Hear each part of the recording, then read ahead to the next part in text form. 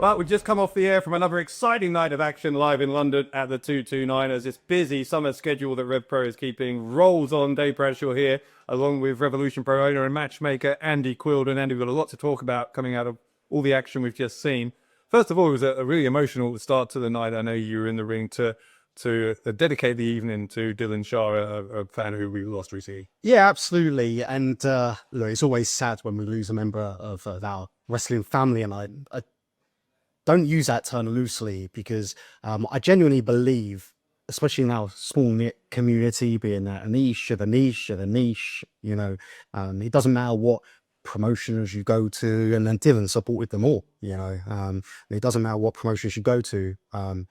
We're all kind of a part of the family, and when we lose someone like Dylan, we all feel that loss. And I thought it was very important to say something in London, a city where Dylan's come to many Revolution Pro Wrestling shows, many IPW shows when we were both there back in the day. I think he was always a type of wrestling fan that everyone respected, because he was a friendly face in the crowd. He was a familiar face to the wrestlers, the staff, and he always had positive contributions towards professional wrestling, which is it's a lot easier said than done, So yeah, I felt it was quite fitting that we were able to dedicate the evening to him and all join together in our love of professional wrestling, because I guess it provides us with a sense of escapism for those couple of hours when, all the action's going on. We can forget about the outside world for a little bit, and we can just have a good time or get lost in the emotion of the occasion. I really feel that tonight was a fitting tribute to Dylan, and my thoughts and condolences go out to all his friends and family. And he will be with us in spirit forever, the same way, so many great fans, unfortunately, that we've lost over the past few years, and then wrestlers as well. So, like I say, thoughts to friends and family of Dylan Shah. We hope we did him proud tonight. It was certainly going to be an unpredictable night of action. We expected that, but there were some real spanners in the works headed into tonight's action, because we had a series of injuries headed in. We know that Emersyn Jayne was hurt last night, which meant she wasn't able to compete. Kanji stepping in at the last minute to go head-to-head with Aluna tonight. Zozaya was going to be a part of our main event, but he's suffering from an injury as well. Leon Cage, who just last week secured his opportunity against Will Caven for the undisputed British Cruiserweight title of the Revolution Rumble. Unfortunately, he suffered an injury this past week. So particularly in Leon's case, because that match was set for your call just 3 weeks from now. Can you give us any kind of update on what's going to happen there? Yeah, so listen, injuries are an unfortunate part of the game. You and I both know that. I'm sure everyone at home knows that. And they're a lot like buses, aren't they? To come along so quick, one after another. So I guess just to address everything. So Emersyn Jayne was involved in a death match last night, and probably not the best idea at the best of times. And she's got cut, which has required stitches, with risk of a cut opening up. She couldn't compete tonight, so Kanji has stepped in last minute. Now, Kanji was always planning to be here tonight. She wanted to confront Emersyn Jayne face to face and challenge her to a match at Revolution Rumble. So it looks like it's very much on between Emersyn Jayne and Kanji. We're yet to hear from Emersyn, but when we spoke this morning, she was saying a week or so's time she should be good to go once that stitches all done their job. And I'm not an expert in this blood and guts style wrestling at all. But yeah, so she should be good to go. Zozaya, I feel will be good to go soon. I think certainly he'll be ready for Revolution Rumble. He's taken a bit of a knock, rested as a precautionary measure. He wanted to be here today, said he'd be here today. But when you've got someone in the position of Zozaya, just so young into the game, with so much of his career ahead of him, you have to think of tomorrow and not just today. And we have to be responsible. Back in the day when I first met you, Dave, I probably was like, yeah, everyone, let's go, because we thought it was a cool thing to do. But with the benefit of our age and experience, wisdom, yeah, with age comes wisdom, and it's the best thing to do for his long-term thoughts. But he will, But good for the Rumble. but good for Rumble, because it definitely means that he's going to be good to go at the Revolution Rumble. Who knows, maybe sooner than that. Maybe we'll see him in Southampton. We'll have a chat with him this week and see how he's doing. Very much a flexible situation with him, but certainly he'll be healthy for the Rumble. And Leon Cage, yeah, it's, I guess,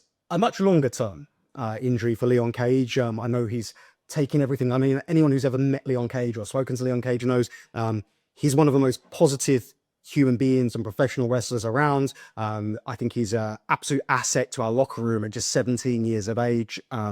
He is got wisdom beyond his years, and I think he's someone who everyone can look up to as an example. And I feel the way he's tackling this injury right now, anyway, being his first major injury, is admirable. So Leon Cage has a Cruiserweight Championship match waiting for him.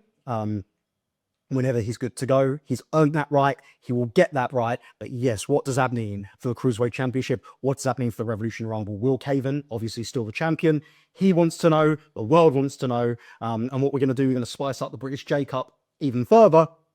I'm going to say the winner of the 2025 British J Cup, rather than having to wait until the August anniversary shows, will get a shot at the undisputed British Cruiserweight Championship, June 22nd at the Revolution Rumble. So that then is still going to be as high stakes as they come up and down the cards. The Cruiserweight Championship will be defended by Will Caven against whomever is a winner and holder of that 2025 British J Cup. Just 8 days removed. Absolutely. So they will have the momentum on their side, but there may still be physical wear and tear from that British J Cup tournament. So it's not a given that you win the British J Cup and you become the Cruiserweight champion. There's a lot of work to be done, but like I say, momentum will be on the side of the winner. And equally, I'm sure every single participant in the British J Cup will be preparing for Will Caven. Will Caven's only going to have 8 days to pivot and get ready for whoever his opponent will be, but write him off the peril.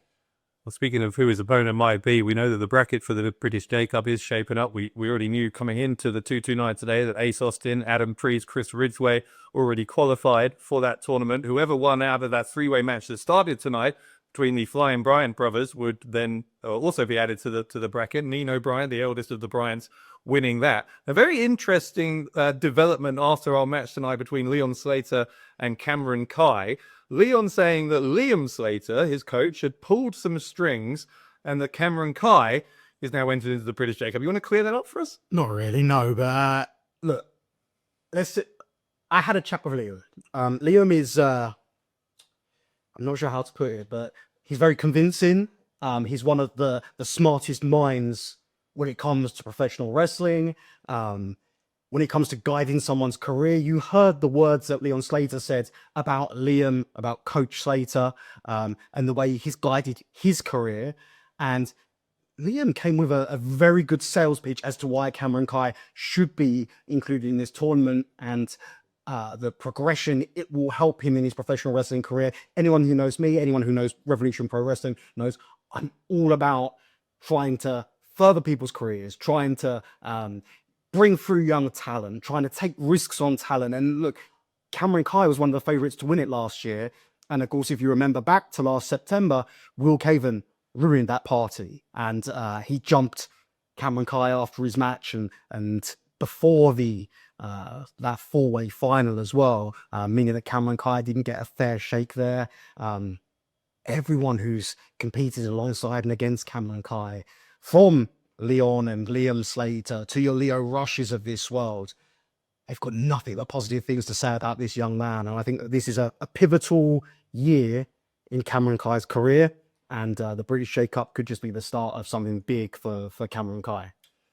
Briefly, I want to talk a bit more about the Revolution Rumble as well, which we said is coming up the following week. Busy schedule, as we said, June 22nd, York Hall. It was kind of pandemonium, to be honest, in our final few minutes tonight after our six-man main event. Half the roster seemingly piling in at different points as a kind of a preview of what we might see in that Revolution Rumble. And when everything was said and done, we ended up with Michael Oku and TK Cooper in the ring, the two men who are going to compete for the undisputed British heavyweight title. What did you make of that entire last 10 minutes of the show tonight? Chaos, pure chaos is what happens. It's kind of, I felt like I was to blame. Yeah, it's like giving the kids too much sugar, you know, like Rumble season. It brings it out in everyone. Every time there's a show coming up, you'll call Bethel Green. It seems to bring something out of this roster.